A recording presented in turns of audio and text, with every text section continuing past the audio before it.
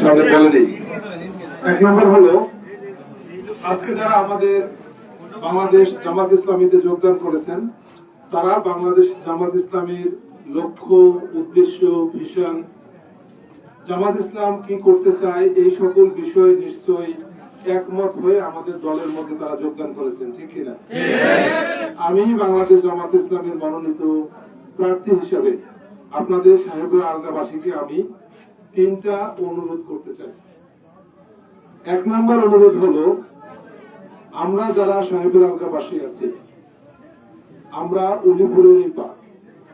দুঃখজনক ভাবে সত্য হলো যে উলিপুর বাংলাদেশের যতগুলো থানা আছে এর মধ্যে সবচেয়ে কম উন্নত যে কয়েকটি থানা, যে কয়েকটি গরিব থানা, তার মধ্যে একটি হলো উলিপুর। সাহেবের আলগা ইউনিয়ন চর অধ্যুষিত হওয়ার কারণে দুঃখজনক ভাবে এই উলিপুরের যে কয়টা অনুন্নত ইউনিয়ন আছে, আমাদের সাহেবের আলগা এই অনুন্নত ইউনিয়নের মধ্যে একটা ইউনিয়ন হিসেবে থেকে গেছে। আজকে যদি আমরা সাহেবের আলগা রাস্তাঘাট দেখি, তাহলে দেখবো যে খুব কষ্ট হয় আমাদের মোটরসাইকেল চালাতে, কষ্ট হয় আমাদের সাইকেল চালাতে।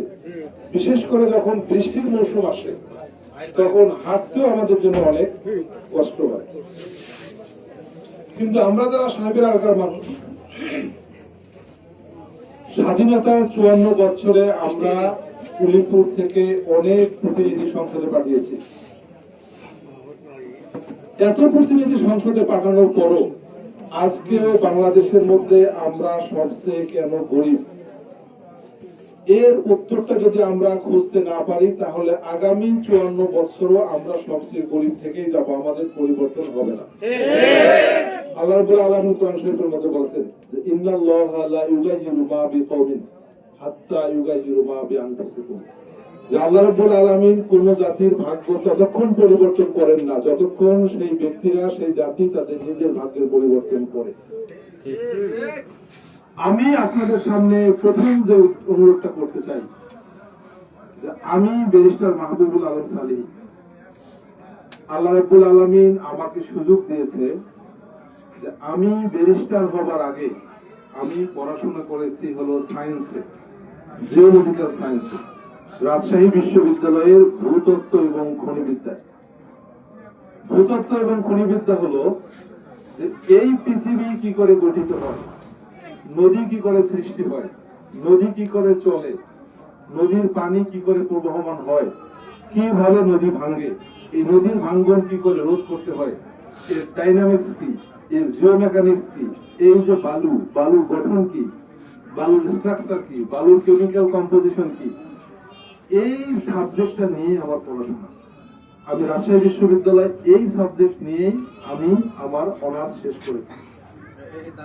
এবং আমি আরেকজন সৌভাগ্যবান মানুষ এই কারণে, আমার মনে হয় বাংলাদেশের মধ্যে আমি ইউনিক অপরচুনিটিস পেয়েছি এই সাবজেক্টের খুবই অ্যাপ্লাইড দিক, আইসোটোপ, বায়োজিওকেমিকো সাইকেলের মতো এই সাবজেক্টের একদম হাই স্ট্যান্ডার্ড যে জিনিসগুলো আছে, এই জিনিসগুলো নিয়ে আমি পৃথিবীর সেরা একটা বিশ্ববিদ্যালয়ের নাম হলো স্টকহোম ইউনিভার্সিটি, সুইডেন, সেখান থেকে আমি জিও কেমিস্ট্রিতে আমি মাস্টার্স করেছি।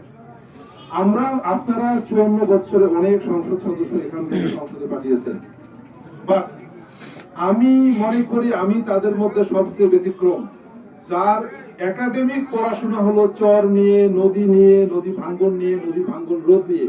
তো আমি মনে করি আপনারা যদি আমাকে সংসদে পাঠাতে পারেন, এই বিষয়ে আমার একাডেমিক হিউজ ডিটেইলস স্টাডি আছে এবং এই এক্সপেরিয়েন্সকে নিয়ে আমি সাহেবের আলগাকে বদলায় দিতে পারবো ইনশাআল্লাহ। দ্বিতীয় যে কথাটা আমি বলতে চাই, আপনারা সংসদ সদস্য হিসেবে একজন মানুষকে কেন পাঠান?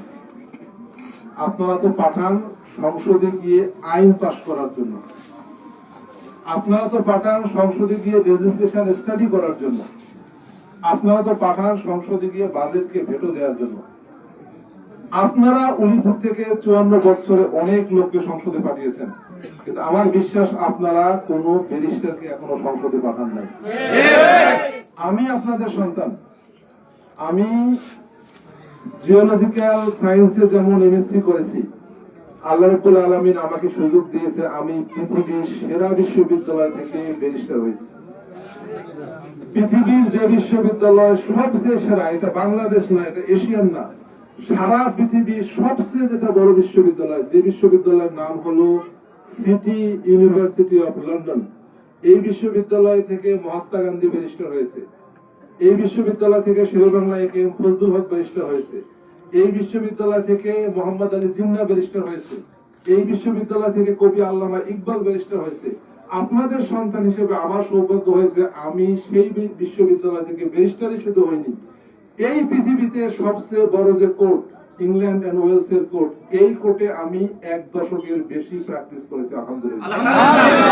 যদি আমাকে সংসদে পাঠাতে পারেন, তাহলে আমি হব বিদেশে প্র্যাকটিসকারী এই পৃথিবীর সবচেয়ে বড় জুরিসডিকশনে প্র্যাকটিসকারী একজন ব্যারিস্টার, যার ব্যাপক স্টাডি আছে আপনার মাটি নিয়ে, বালু নিয়ে, চরাঞ্চল নিয়ে, চরাঞ্চলের ভবিষ্যৎ নিয়ে। আমি লিগালি এবং জিওলজিক্যালি, জিওগ্রাফিক্যালি, সায়েন্টিফিক্যালি আমি আপনাদের এই সমস্যাটা বাংলাদেশের যে কোনো মানুষের চেয়ে বেশিভাবে পার্সুসিভ ওয়েতে সংসদে প্রেজেন্ট করতে পারবো। সর্বশেষ যে কথাটা বলে আমি শেষ করব, সেটি হলো আমার জন্ম আপনাদের মতো একটা সাধারণ ফ্যামিলিতে। আমার যেখানে বাড়ি খেতরায়, এর অর্ধেকটা হলো চর, অর্ধেকটা হলো সমতল। চর অঞ্চলের সাথে আমার পরিচয় আমার জন্মকাল থেকে, যেহেতু এক ইউনিয়নের একটা অংশ চর, একটা সমতল। আমার আব্বা একজন শিক্ষক ছিলেন, আমার আব্বা একজন কৃষক ছিলেন। আমি শিক্ষকের সন্তান, আমি কৃষকের সন্তান। আমার খালি পায়ে হাঁটার অভিজ্ঞতা আছে, খেতে গিয়ে কাজ করার অভিজ্ঞতা আছে, লাঙ্গল নিয়ে মাঠে যাওয়ার অভিজ্ঞতা আছে, জাল নিয়ে মাছ ধরার অভিজ্ঞতা আছে। এবং আমি আপনাদের ছেলে, আল্লাহ রাব্বুল আলামিন আমাকে সুযোগ দিয়েছে পৃথিবীর সবচেয়ে উন্নত দেশ, শুধু বাংলাদেশ না, সারা পৃথিবীর সবচেয়ে উন্নত দেশ সুইডেন, ফিনল্যান্ড, ডেনমার্ক, নরওয়ে, এইসব দেশে থাকার, পড়াশোনা করার, চাকরি করার, সংগঠন করার, কাজ করার। আমার এই ইউনিক অপরচুনিটিস হয়েছে। একটা ইউনিক অপরচুনিটিস হলো আমি খালি পায়ে যেমন উলিপুরের চর অঞ্চল, উলিপুরের সাধারণ রাস্তাঘাট হেঁটেছি, আল্লাহ রাব্বুল আলামিন আমাকে সুযোগ দিয়েছে আমি ইউনাইটেড নেশনের মধ্যে গিয়েও মিটিং করেছি। আমি ইউরোপিয়ান পার্লামেন্টে গিয়েও মিটিং করেছি। আমি ইউরোপিয়ান অ্যাসেম্বলিতে গিয়ে মিটিং করেছি। আপনার চরাঞ্চল যেমন আমি হেঁটেছি, পৃথিবীর সবচেয়ে উঁচু রাস্তার মধ্যেও আমি হেঁটেছি। আমি সবচেয়ে গরিব অঞ্চলে যেরকম থেকেছি, পৃথিবীর সবচেয়ে সুখী দেশেও থেকেছি। আমার এই যে অভিজ্ঞতা, গরিব এবং ধনী দেশে থাকার, এই অভিজ্ঞতাটা নিয়ে আমি উলিপুরে ফিরেছি। এই কারণে আজকেও উলিপুরের 100 জন মানুষের মধ্যে 70 জন মানুষ গরিব। 3 বেলা কি খাবে এটি তারা চিন্তা করতে হয় যে আমি আগামীকাল 3 বেলা কি খাবো। এই অবস্থাটার পরিবর্তন করতে চাই এবং আমি এই অবস্থাটা পরিবর্তন করার জন্য আমি উলিপুরে ফিরে এসেছি।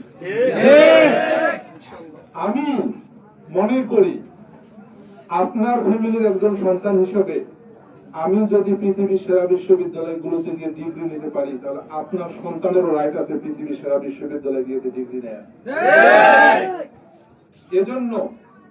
এজন্য আমি একটা প্রজেক্ট নিয়েছি যে উলিপুরের মধ্যে আমরা একজন ফ্যামিলিকেও রাখবো না ইনশাআল্লাহ যাদেরকে 3 বেলা খাবার জন্য কষ্ট করতে হয়। আলহামদুলিল্লাহ। আমরা 5-0 একটা উলিপুর করব। এমন একটা ফ্যামিলি যেন না থাকে যে চিকিৎসার অভাবে ধুকে মারা যায়। আপনারা জানেন যে আমরা সাহেবের আওতাতে বোট অ্যাম্বুলেন্স শুরু করেছি। ইনশাআল্লাহ সময়ের ব্যবধানে এখানে মেডিকেল সেন্টার হবে, এখানে হসপিটাল হবে, এখানে পর্যাপ্ত সংখ্যক স্কুল হবে যেমন আমাদের সমতল অঞ্চলে আছে। এখানকার ছেলেরা একদিন দেখবেন যে বাংলাদেশের সেরা বিশ্ববিদ্যালয়গুলোতে পড়াশোনা করছে, সেরা প্রতিষ্ঠানগুলোতে চাকরি করতেছে।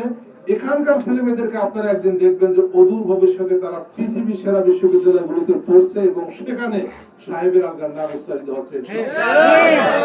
সম্মানিত ভাইরা, আপনারা যারা আজকে নতুন করে এখানে এসেছেন, জয়েন করেছেন এবং অন্যান্য আপনারা যারা আসছেন, আপনাদের অন্যান্য দূর দূরান্ত অনেক চর থেকে যারা আপনারা এসেছেন, আপনাদেরকে আমি মোবারকবাদ জানাচ্ছি, ধন্যবাদ জানাচ্ছি। আপনাদের সাথে আমার দেখা হওয়ার কারণে আমি খুবই আনন্দিত হয়েছি। আমি মনে করি আমাদের হাতে এখন উলিপুরকে বদলায় দেওয়ার চাবিকাঠি। আমরা চাইলে আরো 54 বছর এরকমই থাকতে পারবো, আমরা চাইলে উলিপুরকে বদলায় দিতে পারবো। আপনারা কি বদলায় দিতে চান? আমার যে উলিপুরকে বদলায় দেওয়ার যে আন্দোলন, এই আন্দোলনে আপনারা একমত সবাই? আমার অনুরোধ হলো আপনারা প্রত্যেকের বাড়িতে বাড়িতে যাবেন, ঘরে ঘরে যাবেন, আত্মীয় স্বজনের বাসায় গিয়ে বলবেন যে আমরা এমন একজন সংসদ সদস্য নির্বাচিত করতে চাই যার চর নদী সম্পর্কে একাডেমিক পড়াশোনা আছে, আইন সম্পর্কে একাডেমিক পড়াশোনা আছে। আমি টেকসই বাঁধ সহ এই চর অঞ্চলটাকে একটা পর্যটনের চরে পরিণত করতে চাই ইনশাআল্লাহ। আমার বিশ্বাস আমরা যদি ঐক্যবদ্ধভাবে কাজ করতে পারি, অবশ্যই অবশ্যই অবশ্যই আমরা আমাদের চর, আমাদের ভাগ্য এবং আমাদের অর্থনৈতিক মুক্তি অর্জন করতে পারবো ইনশাআল্লাহ। আল্লাহ রাব্বুল আলামিনের কাছে আমি সেই তৌফিক কামনা করছি। আগামী 12ই ফেব্রুয়ারি যে ভোট হবে, এখানে দুটো ভোট হবে। একটা হলো বাংলাদেশ পরিবর্তনের জন্য গণভোট, এখানে আপনারা হ্যাঁ ভোট দিবেন। আর একটা হলো উলিপুরকে পরিবর্তনের জন্য এমপি ইলেকশনের ভোট, এখানে আপনারা দাঁড়িপাল্লা মার্কায় ভোট দিবেন ইনশাআল্লাহ। 12 তারিখে সকল মানুষদেরকে নিয়ে আসবেন, ভোট কাস্ট করবেন, ভোট বুঝে নেবেন। এরপরে যে বিজয় মিছিল হবে, সেই বিজয় মিছিলে আপনাদের সাথে আবার দেখা হবে ইনশাআল্লাহ। আমাদেরকে কবুল করুক। আপনাদের সকলকে ধন্যবাদ জানিয়ে আমার কথা শেষ করছি। আসসালামু আলাইকুম ওয়া রাহমাতুল্লাহ।